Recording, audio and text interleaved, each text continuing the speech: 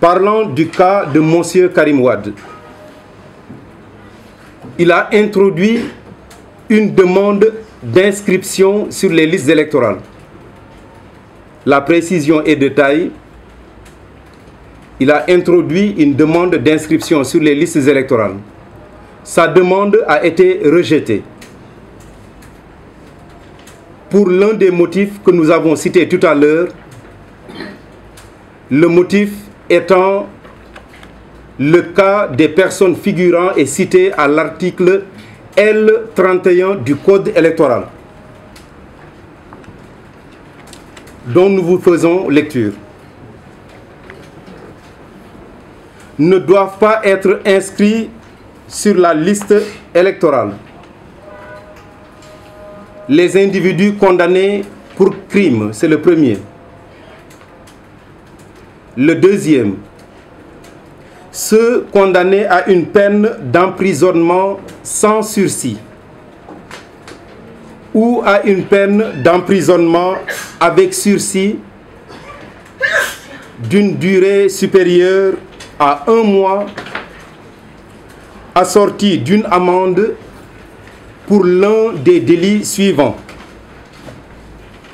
vol, escroquerie, abus de confiance, trafic de stupéfiants, détournement et soustraction commis par les agents publics, corruption et trafic d'influence, contrefaçon et, notez bien, en général pour l'un des délits passibles d'une peine supérieure à 5 ans d'emprisonnement.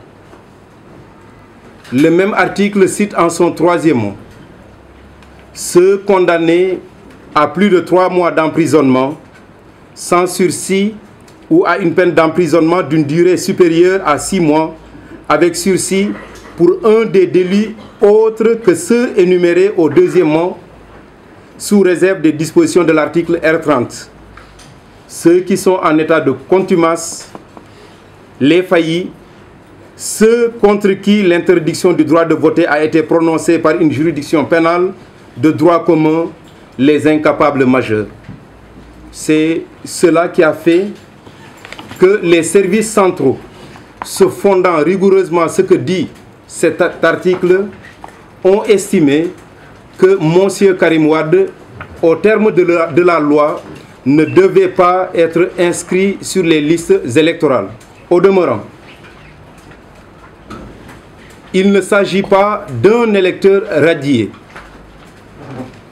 dans la mesure où M. Karim Wade, ne s'étant pas déplacé lors de la refonte des listes électorales, comme tous les autres citoyens qui ne s'étaient pas déplacés, avait été enlevé des listes parce que les listes électorales étaient celles-là qui sont issues des listes de la refonte des listes.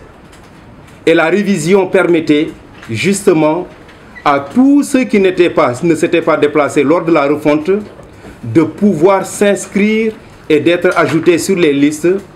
Monsieur Wade a usé de son droit et effectivement a été se présenter.